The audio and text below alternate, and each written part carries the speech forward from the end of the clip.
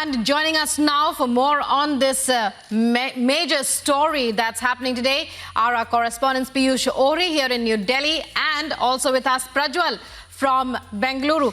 Prajwal, when we talk about the Supreme Court judgment today, take us through what the batch of petitions in total, what are their contentions before the court?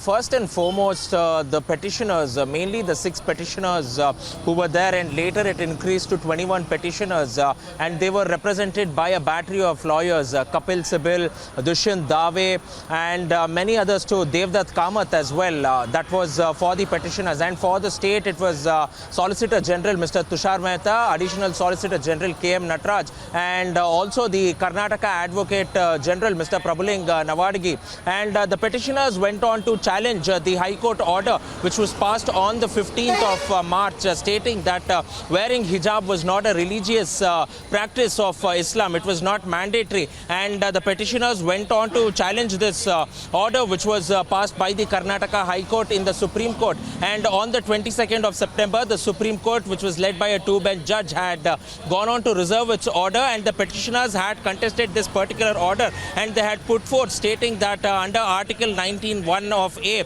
they were permitted to wear, and this was their freedom. This was the freedom to go on and express themselves. So this was the major contention, to which the state government of Karnataka as well as the Solicitor General Mr. Tushar Mehta stated that wearing the hijab was not at all a problem even inside the educational institutions, but wearing the hijab inside the classroom went on to become a problem, is what he had stated. And he also had clearly mentioned about the Karnataka Education Act, which also mentioned about a uniform dress code for schools and colleges to be made mandatory, and therefore in accordance with that, the Karnataka government had passed an order on the 5th of Feb in 2022, and therefore challenging this order, the petitioners had approached the Karnataka High Court, which also stated that whatever the Karnataka government had stated, that was in accordance with the law, and that is when these petitioners approached the Supreme Court, Rukma. Right, Prajwal, stay with us. We also have with us Piyush Ori, who's here joining us from New Delhi. Piyush, all eyes on the Supreme Court today as it delivers its judgment. It's a landmark judgment that's expected on the hijab issue. Take us through what we can.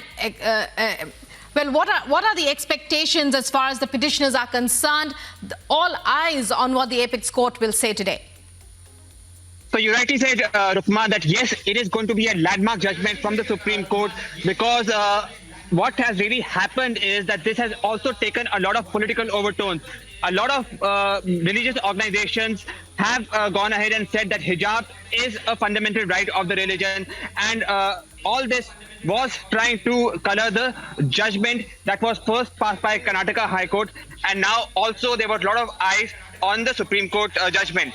Now this also holds very important, taking into consideration of how much protest for independence there has been as far as the women of Iran is concerned. So yes, this has also taken an international stage where people are saying that wearing of hijab is a fundamental right, it's a right of independence, and all eyes will now be on Supreme Court of whether it is going to uphold the judgment of Karnataka High Court, and more importantly, will it really now result in the fundamental right and independence of women, not only in India, but also around the world. Back to you in the studio.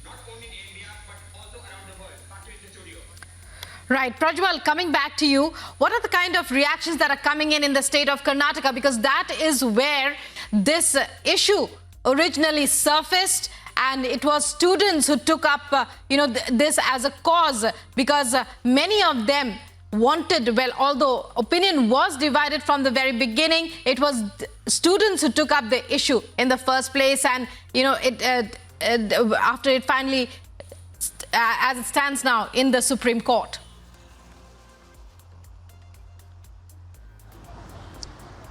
Rukma, the Karnataka state politics has always been divided on the issues that has been fiercely contested, and mainly when it comes to the hijab, it is a clear division between the BJP and the Congress, whereas the JDS has remained or maintained a rather neutral stance over here.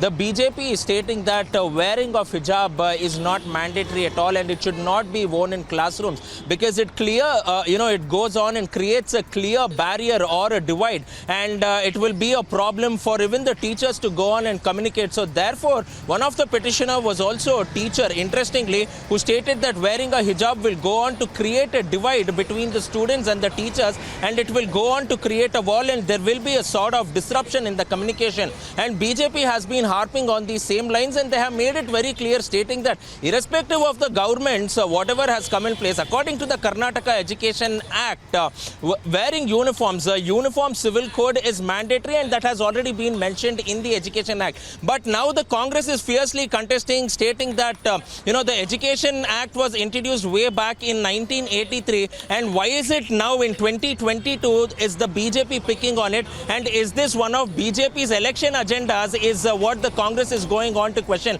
And especially the KPCC top Congress leaders, mainly DK Shivkumar or else even Siddaramaiah for that matter, are fiercely contesting this, saying that the BJP is trying to go on and polarize votes over here, votes in the region and votes on the state of Karnataka, because they do not have anything else. They do not have anything to do in regards to development to speak about, and therefore they are going on to give this a communal overtone to the entire issue and gain votes over here, is what we get to hear from the Congress over here. So definitely a lot of political mudslinging that is happening in Karnataka in regards to the hijab issue, and therefore both the political parties are fighting it out. Whereas interestingly, the JDS has managed, it has tried to maintain a very neutral stance in this particular regard, saying that it should also be made sure that the women, the girls especially hailing from the Muslim community, do not lose out on their education. But also at the same point of time, there should be a uniform civil code that will have to be followed over here, Rukma. Right. Many thanks, Prajwal and Piyush as well. So, a landmark verdict to be delivered in the hijab law today by the Supreme Court. All eyes on that. The hearing it's expected to come at around 10:30 a.m. Our reporters Prajwal and Piyush on the ground there covering the story for us. Moving on now to